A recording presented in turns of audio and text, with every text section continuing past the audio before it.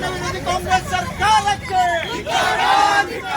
ಸಂವಿಧಾನ ವಿರೋಧಿ ಕಾಂಗ್ರೆಸ್ ಸರ್ಕಾರಕ್ಕೆ ಸಂವಿಧಾನ ವಿರೋಧಿ ಕಾಂಗ್ರೆಸ್ ಸರ್ಕಾರಕ್ಕೆ ಅಭಿವ್ಯಕ್ತ ಸ್ವಾತಂತ್ರ್ಯವನ್ನು ಹಕ್ಕುತೊರೆದ ಕಾಂಗ್ರೆಸ್ ಸರ್ಕಾರಕ್ಕೆ ಸಂವಿಧಾನ ವಿರೋಧಿ ಕಾಂಗ್ರೆಸ್ ಸರ್ಕಾರಕ್ಕೆ बोलो भारत माता के बोलो भारत माता के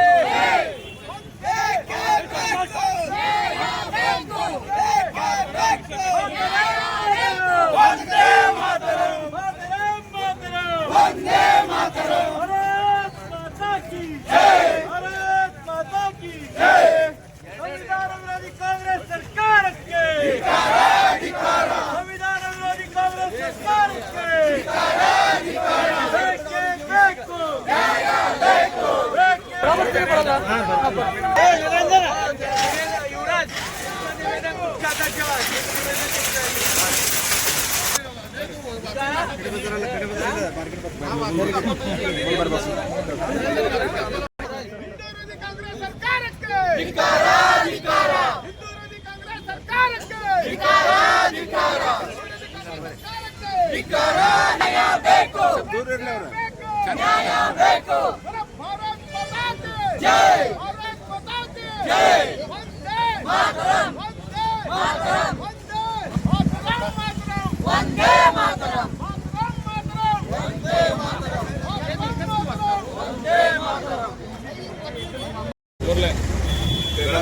ಮತ್ತು ಗ್ರಾಮಾಂತರ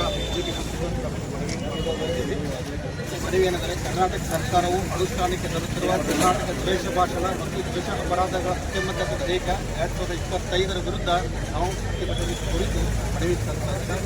ಕರ್ನಾಟಕ ಸರ್ಕಾರವು ಅನುಷ್ಠಾನಕ್ಕೆ ತರುತ್ತಿರುವ ಕರ್ನಾಟಕ ದ್ವೇಷ ಭಾಷಣ ಮತ್ತು ದ್ವೇಷ ಅಪರಾಧಗಳ ಪ್ರತಿಬಂಧಕ ವಿಧೇಯಕ 2025 ಭಾರತದ ಸಂವಿಧಾನಕ್ಕೆ ವಿರುದ್ಧವಿದ್ದು ಇದನ್ನು ಜಾರಿಗೆಗೊಳಿಸದಂತೆ ಮನವಿ ಮಾಡುತ್ತಿದ್ದೇವೆ.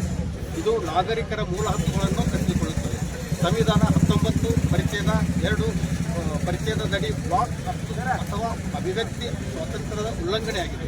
ಡಾಕ್ಟರ್ BR ಅಂಬೇಡ್ಕರ್ ಅವರು ಸಂವಿಧಾನದಲ್ಲಿ ನೀಡಿದ ಅಭಿವ್ಯಕ್ತಿ ಸ್ವಾತಂತ್ರ್ಯವನ್ನು ಕಾಂಗ್ರೆಸ್ ಸರ್ಕಾರ ಕಿತ್ತುಕೊಳ್ಳುತ್ತಿದೆ ಎಂದು ಗಮನ ಸೆಳೆಯುತ್ತಿದ್ದೇವೆ. ಇದು ಸರ್ಕಾರದ ವಿರುದ್ಧ ಮಾತನಾಡುವವರ ಬಾಯಿ ಮುಚ್ಚಿಸುವ ಸಾಧನವಾಗಿದೆ. ಇದರಡಿ ದ್ವೇಷ ಭಾಷಣಕ್ಕೆ ನೀಡುತ್ತಿರುವ ವ್ಯಾಖ್ಯಾನೆ ಅಸ್ಪಷ್ಟವಾಗಿದೆ. ಸರ್ಕಾರದ ನೀತಿಗಳ ವಿರುದ್ಧ ಟೀಕೆ, ಸಾಮಾಜಿಕ ಚರ್ಚೆ, ವ್ಯಂಗ್ಯ ಮಾಡುವುದು ಅಥವಾ ಸತ್ಯವನ್ನು ಹೇಳುವುದನ್ನು ಕೂಡ ದ್ವೇಷ ಎಂದು ಪರಿಗಣಿಸುವ ಅಪಾಯವಿದೆ. ಜನರು ಭಯದಿಂದ ಮಾತನಾಡದೇ ಇರುವುದು ಸರ್ಕಾರದ ಉದ್ದೇಶವೇ ಎಂಬ ಪ್ರಶ್ನೆ ಮೂಡುತ್ತಿದೆ ಎಂದು ತಮ್ಮ ಗಮನಕ್ಕೆ ತರಲು ಬಯಸುತ್ತೇವೆ. ಇದು ಪ್ರಜಾಪ್ರಭುತ್ವದ ಮೂಲತತ್ವ, ಅದಕ್ಕೆ ಹಾನಿ ಮಾತ್ರವಲ್ಲದೆ ಪ್ರಜಾಪ್ರಭುತ್ವದ ಕತ್ತು ಹಿಸುಕುವ ಯತ್ನ. ಈ ಕಾನೂನು ಪೊಲೀಸರಿಗೆ ಮತ್ತು ಸರ್ಕಾರಕ್ಕೆ ನಿರಂಕುಶ ಅಧಿಕಾರ ನೀಡುತ್ತದೆ. ಕಾಯ್ದೆ ಹೇಳುವಂತೆ ಇಲ್ಲಿನ ಅಪರಾಧಗಳಿಗೆ ಜಾಮೀನು ಇಲ್ಲ. ಜನಸಾಮಾನ್ಯರನ್ನು ಅಪರಾಧಿಗಳಾಗಿ ಮಾಡುವ ಈ ಕೀಳು ಮಟ್ಟದ ಕಾಯ್ದೆ ನಮಗೆ ಬೇಕೇ ಎಂಬ ಪ್ರಶ್ನೆ ಮೂಡಿದೆ.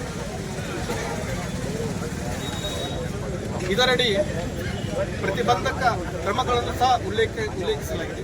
ಪೊಲೀಸರು ಮತ್ತು ಅಧಿಕಾರಿಗಳು ಸಂಭಾವ್ಯ ಅಪರಾಧ ಎಂದು ಭಾವಿಸಿ ಮುಂಚಿತವಾಗಿ ಕ್ರಮ ಕೈಗೊಳ್ಳಬಹುದು.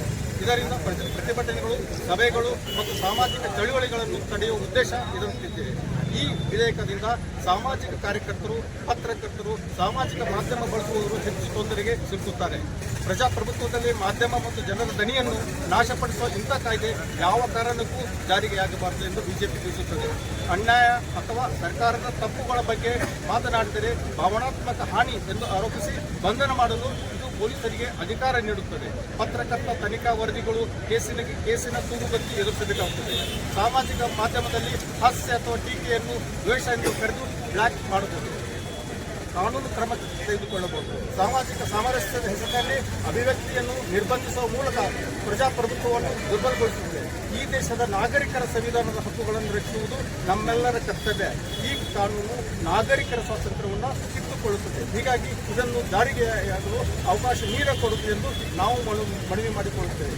ಈ ವಿಧೇಯಕದ ಮೂಲಕ ಕಾಂಗ್ರೆಸ್ ಸರ್ಕಾರವು ಪ್ರತಿಪಕ್ಷಗಳು, ಮಾಧ್ಯಮದವರ ಮೇಲೆ ನಿಯಂತ್ರಣ ಹೇರುವುದು, ಹೆದರಿಸುವ ಕೆಲಸವನ್ನು ಕಾಂಗ್ರೆಸ್ ಸರ್ಕಾರ ಮಾಡುತ್ತಿದೆ. ನಮ್ಮನ್ನು, ನಮ್ಮ ಸಂಘ ಸಂಸ್ಥೆ, ಕನ್ನಡ ಸಂಘಟನೆಗಳನ್ನು ದಮನ ಮಾಡಲು ಸರ್ಕಾರ ಹೊರಟಿದೆ ಎಂದು ಗಮನ ಸೆಳೆಯುತ್ತಿದ್ದೇವೆ. ಇದರ ವಿರುದ್ಧ ಜಾಗೃತಿ ಮೂಡಿಸಲು ಈ ಪ್ರತಿಭಟನೆಯನ್ನು ನಾವು ನಡೆಸುತ್ತಾ ಇದ್ದೇವೆ. बोलो भारत माता की जय।